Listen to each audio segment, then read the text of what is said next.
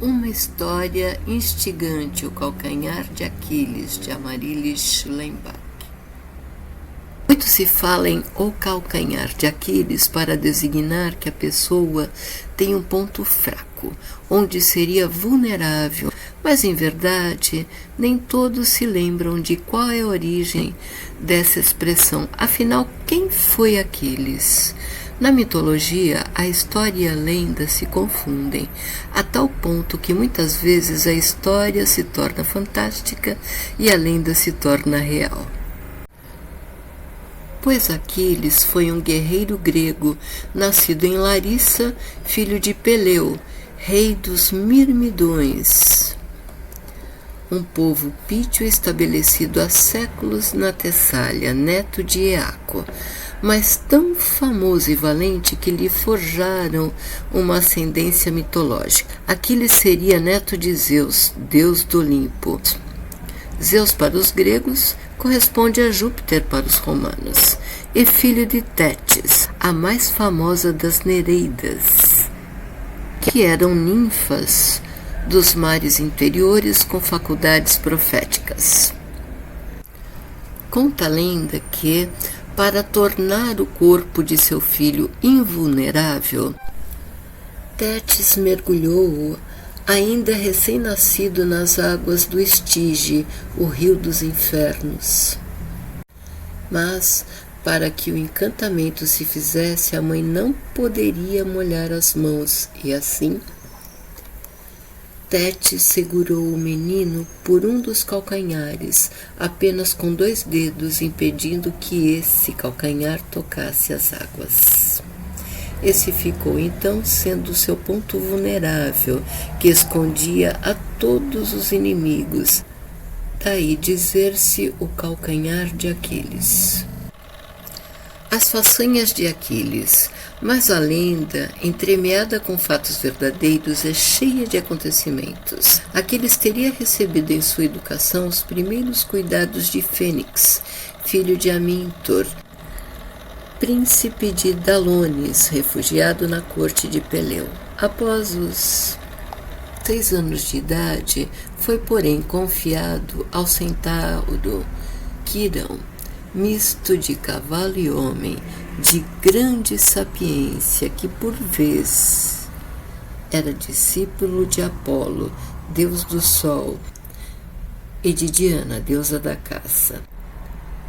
Quirão, para reforçar-lhe a força, alimentava-o com entranhas de animais ferozes e lhe ensinou a arte da caça e da guerra.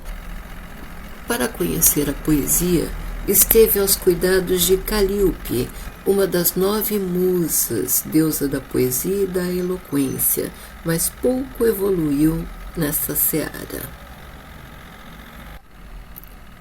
Aquiles teria 9 anos quando os gregos resolveram a exterminação de Troia, e um célebre adivinho, Calcante, também chamado Calcas, transmitiu o que diziam os deuses.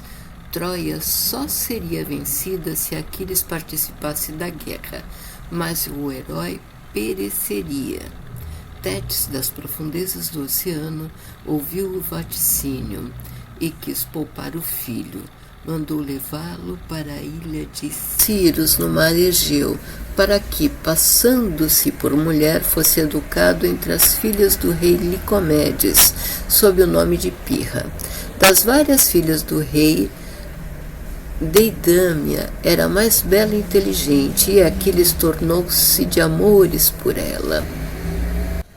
Na ânsia de vencer a resistência dos troianos, Calcante descobriu o esconderijo de Aquiles, e Ulisses foi até lá, disfarçado em mercador de artigos femininos. Mas, sagazmente, Ulisses deixou no fundo do saco uma espada. As moças cercaram o mercador para ver as mercadorias, e, entre elas, Aquiles, ofuscado pela espada que empunhou, caiu-se aos olhos do guerreiro grego. Atendeu, então, ao apelo de Ulisses e, abandonando as vestes femininas, voltou para seu meio. Conta-se que mais tarde casou secretamente com Deidâmia, de cuja união nasceu o cruel Pirro, ou Neoptólemo, morto depois pelos délficos a pedido de Orestes. Vendo que seus esforços para proteger o filho eram em vão, Tétis entregou-lhe uma armadura invulnerável, forjada por Vulcano, deus do fogo. Antes, porém, Tétis perguntou ao filho qual o seu desejo, uma vida longa e obscura ou uma vida breve e gloriosa. Sem titubear, Aquiles optou pela segunda, partindo então para Troia em companhia de Patroclo e Fênix. Minerva, deusa da sabedoria, e Juno, mulher de Júpiter, passaram a protegê-lo. Peleu, pai de Aquiles, entregou-lhe 50 navios para render Troia. Havia, porém, calmaria, e Aquiles resolveu pôr ordem na Tessália. Enquanto isso, tendo destruído numerosas cidades com seu exército, entre os guerreiros de Aquiles estavam Fênix, seu antigo mestre, e Patroclo, seu velho amigo, a quem Aquiles era muito devotado. As façanhas de Aquiles ficaram cada vez mais conhecidas. Conquistou várias cidades da Cilícia, entre elas Tebas. Durante o cerco, Aquiles resolvera devolver Criseide, jovem cativa, filha do sacerdote de Apolo. E Agamenon, em represália, tirou-lhe a escrava Hipodâmia, filha de Briseu. Aquiles, ofendido, deixou de combater e, com sua retirada, os troianos obtiveram várias vitórias. Num desses combates, Patroclo, que havia tomado emprestadas as armas de Aquiles, é vencido e morto por Heitor, filho de Príamo, rei de Troia. Ao ver o amigo morto, Aquiles reage, pede novas armas à sua mãe e se lança furiosamente ao combate. Mata Heitor e vinga o amigo. O corpo de Heitor é arrastado em seu carro de guerra 3 vezes ao redor das muralhas de Troia. Mas tanto o velho Príamo implorou que o guerreiro aqueceu em lhe entregar o corpo do filho, para que tivesse sepultura digna, pois os povos greco-romanos acreditavam que, com o corpo insepulto, a alma ficaria errante.